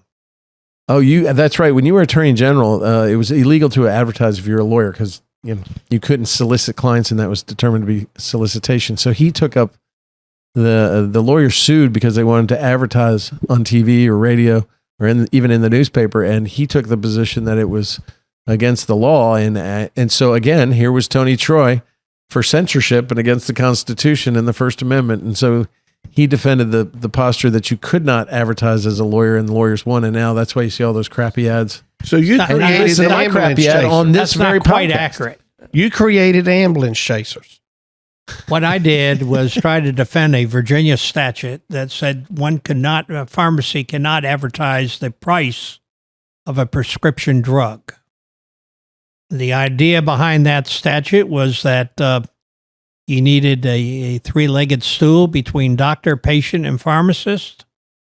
And if you started enticing people to go to various pharmacies, a pharmacist wouldn't know what type of drugs you were getting, and you could get drugs that are contraindicated. The Supreme Court of the United States struck that down. I argued that up until that point in time, the First Amendment did not apply to commercial advertising. And as a result of the case I lost, it does. And then the next case that came along was lawyer advertising. What's your golf handicap? I don't play golf. See, there you go. Very good lawyer. Right. He's an excellent attorney. He doesn't know what the hell he's talking about in terms of what's going on around him right now. I'm a little worried about that, but I love the guy to death. This is Tony Troy. Tony, how many years have you been a lawyer? Help me here. I'm bad at math. Okay. 66. That's obvious. 66. Yeah. 66 years Almost a century. No, 1966. was when you were sworn in as a lawyer. Sworn in as a lawyer. So that's 57 years. Hmm? 57 years. okay. If you say so. Wow. I mean, that's amazing. And And my that's- bar number is number 5. that I have no doubt about that. Is that true? It's pretty low. I think so. So my bar number is, and they do it in order. So they order you for how you score in the bar exam that year. But so bar numbers now are like 90,000 in numbers. Mine is 37209, 37,209. Yours is like 1170 or something. 0595. 0595, which means He was the 595th No, lawyer. 5,000. 0595? Oh, 5095. 05985. So less than 6,000 lawyers had been sworn into the bar in Virginia by the time he got. Only in Virginia. So Yeah, it's just in for Virginia. You don't have a national number. So you've had quite a colorful career, and you're crazy as hell when it comes to your politics. And I don't even know who you are anymore. I cannot believe that. But Hermie, I are love you the setting guy. up a conference call for tomorrow? No, we do. We need to have part 2 to find out whether, how we did in court. But I'm telling you, there's nobody I'd rather sit next to in a court of law than with Tony. And we've done a number of cases together, and he's entertaining. He's funny as hell. I like to have a good time. You've been with me in our court cases, and love to joke and at the same time take it very seriously, and also have somebody there that is just a wealth of knowledge, has no political common sense, but he's a wealth of legal knowledge. And I'm never asking him another question about politics ever again, because I cannot be disappointed like I am now. Tony, we accomplished something tonight, then, didn't we? Yeah, completely. I hope we did. Completely I'm going to start drinking. I'm going to have a round 2 at some point, because we haven't even gotten to the dinner we had at General Troy's house at Wintergreen last week, Oh, my and the goodness. drama that some of my legal team on my skill game suit had Created. getting out of the driveway. Yeah, that was pretty amazing. Ian, yeah. And that house you had, he calls it my cabin. Yeah. Come see my cabin, which had mold all in it, so he had to get fumigated. And he's put That's it all a back beautiful together. home. Oh my God, it's A like little beautiful. log cabin. you expect like little gnomes and shit to be running around. It's like this little fantasy land for those people that believe in the Hobbit. It was a really nice place, but then it's got like 4 levels of decks, and Tony was down the bottom. I said, are you going to be able to come back up this deck? And I don't know. And quite an impressive place he's got there, and it used to be his bachelor pad. He may want to be bringing back up, since y'all have had these other disputes. Somebody damaged some of his kitchen equipment while we were there cooking. Yes, a man that we know only has one name. Broke But that a wasn't pot. you. That was not me. I made thought dinner. you were a party to that. No. Yeah, you okay. bought dinner. I made dinner. Yeah. We had a great time. That was after a long Man, day we of cooked working. steaks. Was the meat I dry? cooked some of Mama Bell's rice. You got Potato. the salad right the second night. We did Laura's salad. Yeah, didn't have the crappy dressing. Yeah, and you did some potatoes. That's what caused the problem, the potatoes. Yes, and that's a story, I guess, for another time. We've been going for an hour and a half with this liberal crackpot. I can't even. Senator, before we go, He will you, never have his name on my door. I've noticed something. Speaking of your door, I've noticed something over here that's very concerning to me. Have you noticed this? What's that? The on little the door of my apartment here. security lock. Yeah, It's got 4 screws and 3 of them have pulled out. is that right? Well, hopefully I'll be at court tomorrow. I mean, have you? Suddenly, you're worried about security and safety. Whether it's the casinos coming after us and knowing where we Hey, I are at do one wanna- point, or No one's coming after him. hey, so wait, I've got a question just popped in my head. Who killed Kennedy? I mean, you were there probably. Did you know John Kennedy? I did not. Okay, so I knew his brother Ted. Remember, I told you that. Right. You told me the Ted story. You opened the pool for him, and that's kind of ironic. Chappaquiddick. You're getting Teddy giving some swimming in, but you're a liberal crackpot. You may have some inside stuff here. Who killed Ted Kennedy? Who killed John F. Kennedy? Was it really a single gunman theory, or do you think something else? I have no idea. Okay. Do you believe that there is life on other planets? That we're being visited right now by space aliens and these UFOs that we're seeing on video? They're not called UFOs anymore. What are they called? Well, it's sort of like you change game wardens to wildlife resource officers. I did not do that. I voted against that, I believe, because I've always called them possum cops or game wardens. Trout police. So what are UFOs called now? I don't know. I thought they were USO. There's another name. Anybody know it? I have no idea. Oh, Yeah, it's called something else. okay. Well, Whatever it is, there's a whole file on that you can do a FOIA on, is that right? Freedom of Information Act, and you get all the answers you want. But do you believe? Was the question? No. Okay. Well, I think extraterrestrials do live, and when that little green man comes down here to America, gets off his ship, listens to you or this podcast for 5 minutes, he's going to say, this place is fucking nuts. He's getting back in the spaceship and heading back to the planet Xenon, okay? Well, if we've accomplished anything, we've at least accomplished. I've got a decal man that works for me in-house, Yeah. Bill. Name's Mike Thomas. Shep Oh, knows yeah. him. I'm going to have him over at the Stanley Law Group offices first thing in the morning while y'all are in federal court. Troy and Stanley Okay. on the front door there at the law firm, right across the street from the Pocahontas building, state capitol. Because I just think, especially being that Louise Lucas is one of y'all's big time clients, you want people like that when they walk To by see there it. to Yeah. see, Oh, my God. you know. And the Troy needs to be in blue. Stanley needs to be in red. red. We're going to redo the whole logo by lunch tomorrow. Well, then listen. Well, he And have how a about ladder. a sign up there that says, bring your woke victimhood up here? Well, It's Mike always have a welcome. ladder tall enough to reach the skyscraper. Oh yeah, oh yeah. Stanley Law Group skyscraper overlooking beautiful. Why are we downtown not Richmond. taping there? We haven't been there in a while, but we're going to go back. I mean, we've just been traveling. You said it yourself. We need to get do the the heat podcast. fixed. We've got to fix the ceiling. I mean, We need to get the Ceiling's been fixed. Wi-Fi Actually, password written out where everybody knows believe where it or is. not, they changed the HVAC. It had to be replaced. My landlord had to replace it. So it's all. We'll be been back soon brand- because we got some depositions coming up Yeah. that I'm looking forward to sitting in on. Yeah, but and Tony, I want to thank you He's for done. he's stand up and going, baby. He He's had enough. put his Bye-bye. bite- he Yeah. is expired. Well, I want to thank you for coming on this poop show.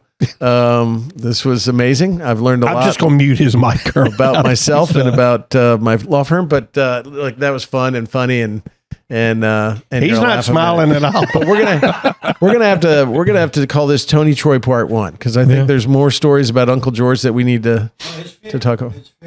Oh, we have a funeral story for Uncle George. Oh my God. Okay, so we're gonna have to cut this one up in 2 parts, but I think and he's gone. The general. And the general's gone. the dry meat didn't hit him. Hey, I want to say before we go, make a couple quick things. I want to congratulate Connor Hall. Oh yeah. Family friend of ours, races in the late model stock car division, races in the cars tour as well. I heard today, found out from on social media and from his family that he has earned the weekly racing series NASCAR national championship. And they're not going awesome. to take that away from him like they did Peyton Sadler. Yeah, no, he is the national champion. That's great. So he's bringing that back home to Virginia again, which once again says that the toughest and best short track racers in the country, a lot of them are right here in the Commonwealth of Virginia. Says a lot. So he won races at Langley. He won races at Dominion. He's been to Hickory, other places as well. But congratulations to Connor, Earl, Denise, Chelsea, the whole family on the championship. And the last thing, this past week was tough on a lot of people in the NASCAR community. 2 of my best friends in the sport for the longest time have been Martin Truex Jr. and Sherry Pollux. Sherry Pollux, many people will know her just as Martin Truex's longtime girlfriend. But her dad, Greg Pollux, was a Car owner. wasn't he? car owner back in the early to mid 90s, late 90s, early 2000s in the NASCAR Busch Grand National Series. Well, Sherry, much to her credit, had about a 8-year battle with ovarian cancer, and she made it public and really did a lot of good things, raised a lot of money, Wow. a lot of awareness. She passed away early this week at the age of 44. Wow. And the outpouring of support from the NASCAR community has just been wonderful, and the tributes, and she's just, I mean, we went every year up until this year, went down to GoPro Motorsports Complex and raced go-karts for Sherry Pollux and Martin Truex and their endeavor together to raise money and awareness for ovarian cancer and all that. And so I just want to send my well wishes, thoughts, prayers, and condolences to Greg Pollux and the Pollux family, and what a life she lived, and all the lives she touched, and she's certainly going to be missed. Never met her, but read a story in The Athletic that was Jeff Gluck, I think he wrote it. Right. And it was a really amazing story, and really never met her, but obviously a great philanthropist and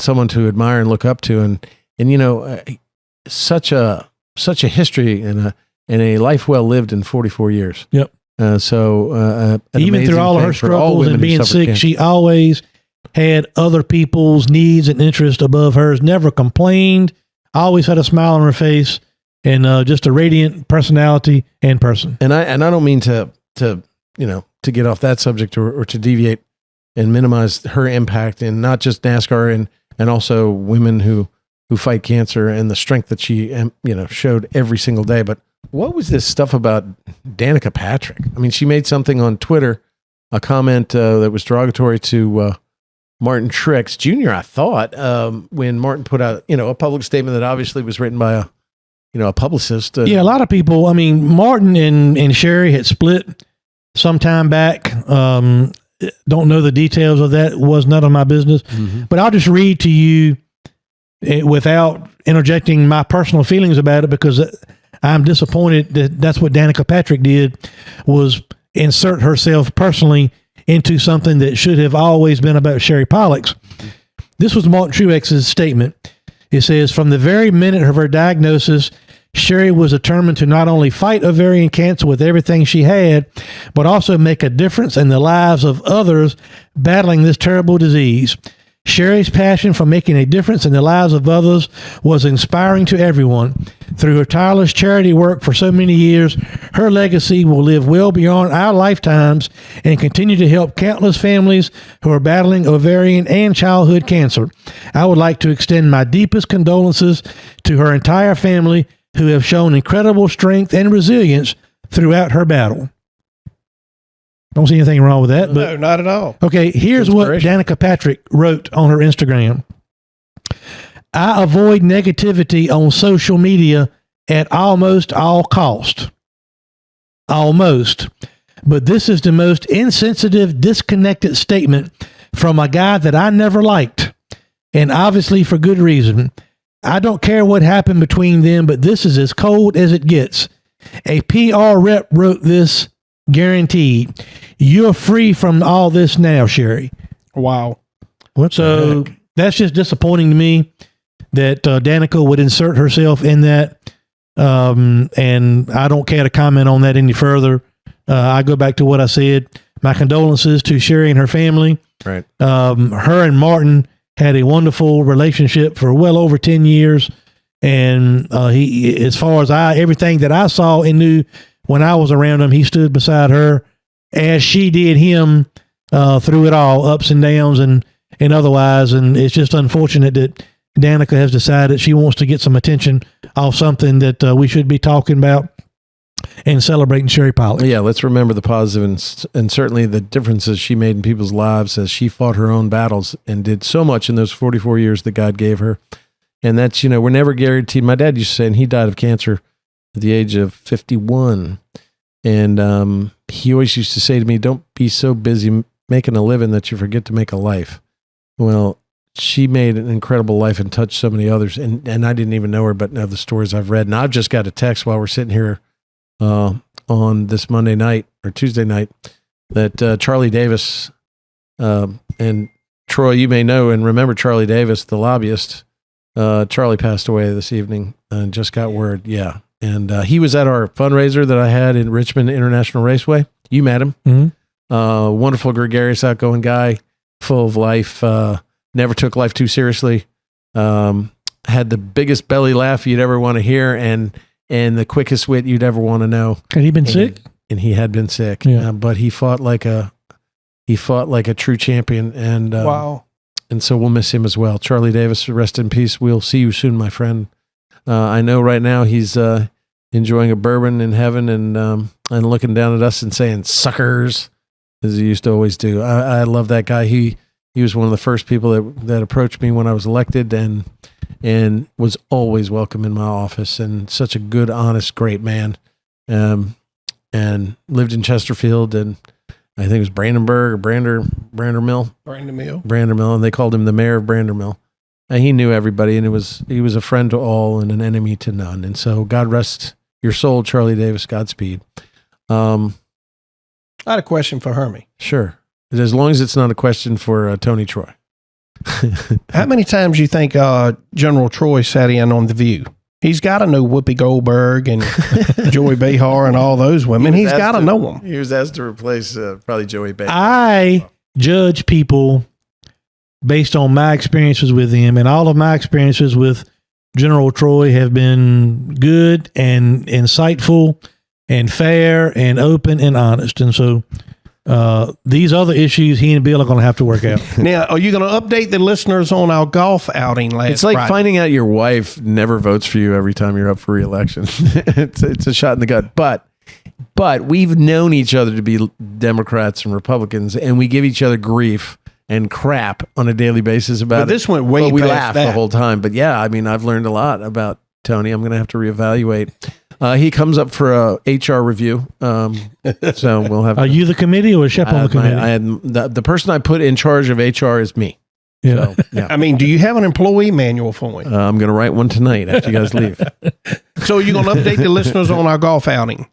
I'm not qualified to do that. Well, you know, the listeners, we told them last week we were playing an autism tournament this past Friday Yeah, and that for was like two feet. rounds. They do one in the morning, one in the afternoon, right? Yeah, it's huge. I thought you were talking about our round of golf at Oh, no, Winter I was Green. talking We about talked feet about that. on Oh, Friday. yeah. No, we fielded a team, Sadler Brothers Oil Company and Sleepy and Food Marts. Talented team. We With put with a guy named yeah. Uhura, right? Or Bones.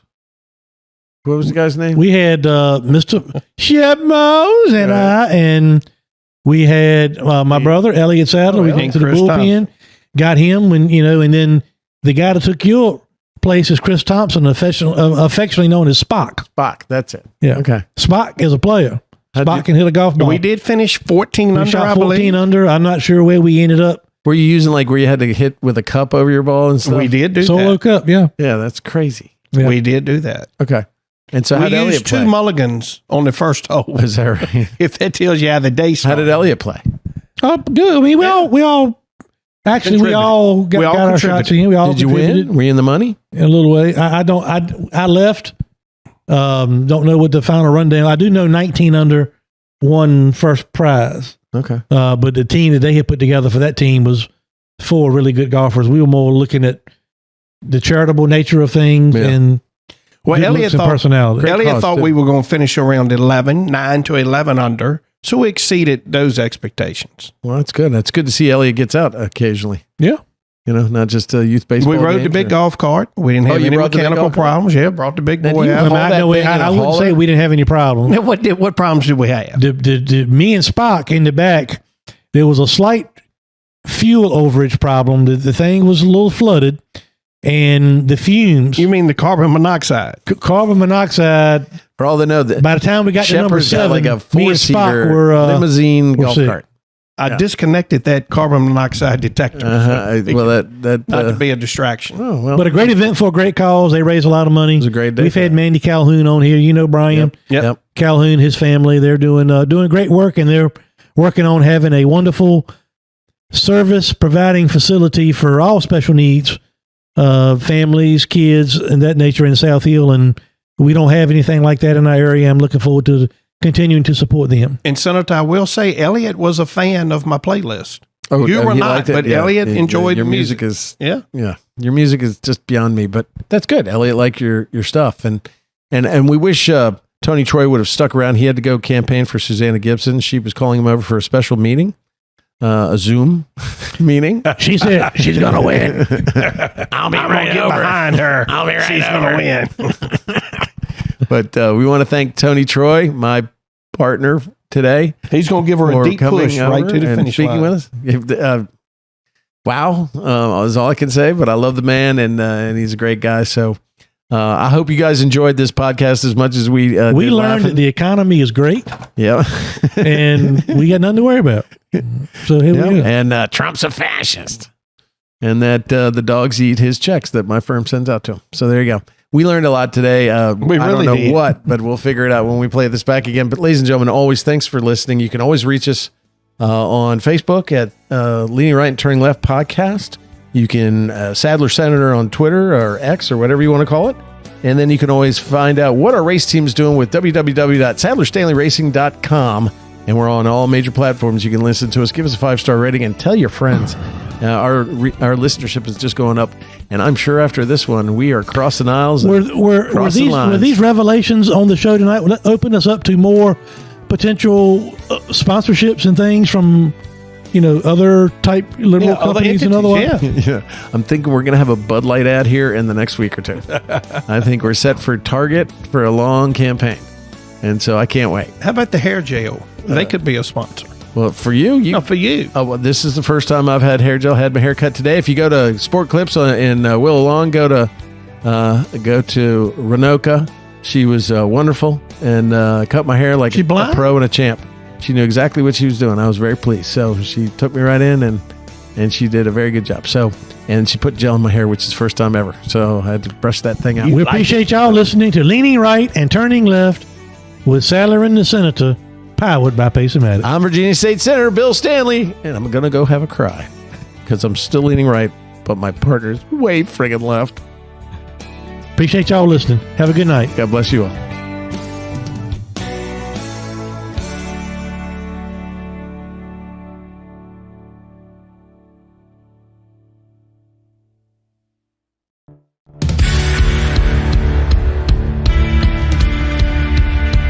Hey, it's Conrad Thompson with SaveWithConrad.com. You've heard me bragging on the podcast for years about helping people save money on their current house, but did you know that I can help you with your next house as well? That's right, we can get you into your next house with zero down. No money down loan programs are still available, and I know it sounds too good to be true, but we can do it for you. And by the way, home ownership is more affordable than you might think. We routinely turn renters into homeowners, and we hear back that their new house payment is more affordable than what they were paying in rent. Why would you keep doing that? Stop throwing your money away, paying for someone else's mortgage, and start building wealth for your family. And let my family help at SaveWithConrad.com. You don't need perfect credit to do this. We can improve credit scores down to the 500s, and it's worth mentioning, we never say no. We say not yet, but here's how. You need a game plan to buy a house, and that's where we come in at SaveWithConrad.com. We'll ask you, what down payment do you want to make? And zero is an acceptable answer. And what monthly payment do you want? And then it's time to go shopping. Find out how easy it is and how affordable it is to become a homeowner at SaveWithConrad.com.